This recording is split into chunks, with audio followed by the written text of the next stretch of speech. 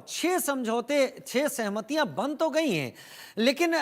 चीन जो पिछले हालात हुए 2020 गलवान के, ये तभी हुए जब चीन ने पिछले समझौतों को तोड़ा था। तो भारत इस बात को लेकर कितना ज्यादा ईमानदार तरीके से सोच रहा है कि इन समझौतों, इन सहमतियों को चीन कितना रेस्पेक्ट करेगा आगे आने वाले दिनों में? देखिए राजीव, चीन के पास कोई ऑप्शन नहीं है। अगर आप देखें तो अगर चीन इस चीज को बैक ट्रैक करता है, अगर वो कहीं ना कहीं उसकी जो कोशिश रहती है वहां पर चालाकियां करने की, अगर वो करता है तो चीन को सबसे ज्यादा खतरा जो रहता है वो सिर्फ अपनी इकोनॉमी के गिरने का रहता है। क्योंकि चीन अपने आप को दुनिया की उभरती हुई ताकत तो कहता है, मगर आज तक सबसे बड़ी ताकत नहीं बन पाया। बेशक चीन चाहे वो आप देखें तो मैन्युफैक्चरिंग के क्षेत्र में देखें, चीजें सस्ती और देखने के मामले में देखें, पॉपुलेशन के हिसाब से देखें तो बहुत बड़ा है चीन, मगर चीन आज तक कहीं ताकत नहीं इसलिए बन पाया क्योंकि चीन को पता है कि उसे अपनी इकोनॉमी को बनाए रखना है अगर कांस्टेंट तरीके से आगे बढ़ना है। तो अगर भारत ने जब आपको याद होगा जब डोकलाम में या फिर गलवान में जो मामले हुए, उसके बाद भारत ने जब बहिष्कार की बात की तो चीन की इकोनॉमी पर जब असर पड़ना शुरू हुआ तो चीन अपने आप रास्ते पे आया।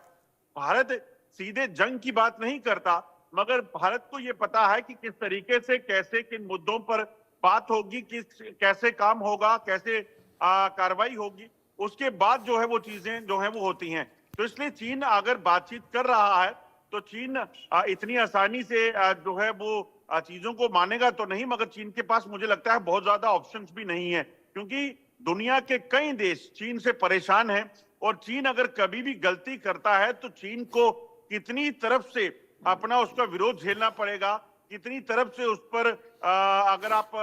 जंग की भी बात कर लें तो उसको देखना पड़ेगा। चीन उस चीज को बहुत बेहतर तरीके से जानता है क्योंकि अगर आप देखें मौजूदा हालात में, आपको बताऊं, चीन पाकिस्तान में सीपैक बना रहा है, बिलियनों रुपीस जो है वहां पे लगा दिए हैं, पैसा लगा दिया है,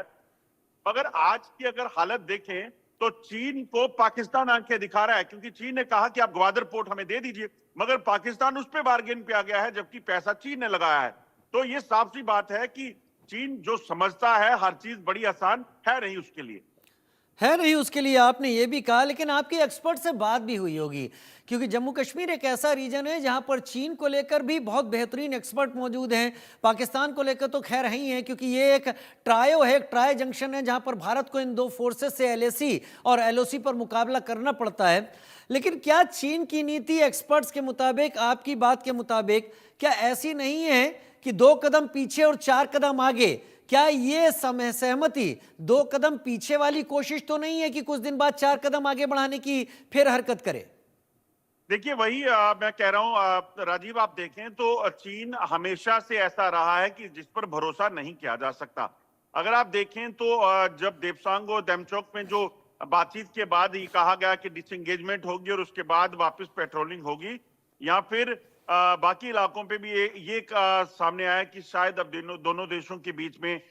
डिसएंगेजमेंट का सिलसिला शुरू हुआ है, पेंगोंग हो,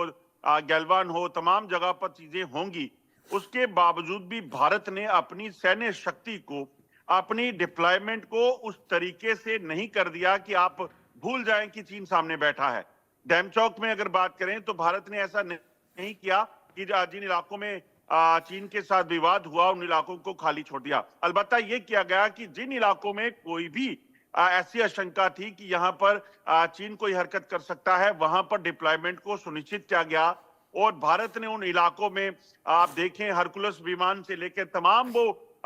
मॉडर्न वेपनरीज जो है उसको वहां पहुंचाया ताकि चीन का मुकाबला किया जा सके या चीन को मात दी जा सके। तो भारत ऐसे नहीं है कि बिल्कुल चीजों को छोड़ रहा है। एक्सपर्ट्स का कहना है कि भारत ने इस सबसे बड़ी स्ट्रेटेजी जो बनाई है वो यही बनाई है कि चीन पर नजर पूरे तरीके से रखनी है। चीन अगर हरकत करेगा तो गलवान की तरह, फिंगर एरिया की तरह, पेंगोंग में जो हुआ या डेमचोक में हुआ, उस तरह से पूरी जवाबी कार्रवाई के लिए भी पूरी तैयारी है। दोस्ताना माहौल बेशक है मगर चीन पर भरोसा नहीं है। चीन पर भरोसा नहीं है, दोस्ताना माहौल बेशक है। बहुत धन्यवाद अजय मेरे साथ जुड़ने के लिए, 4 डिग्री के टेम्परेचर से 40 डिग्री की गर्मी की बात करने के लिए बहुत शुक्रिया।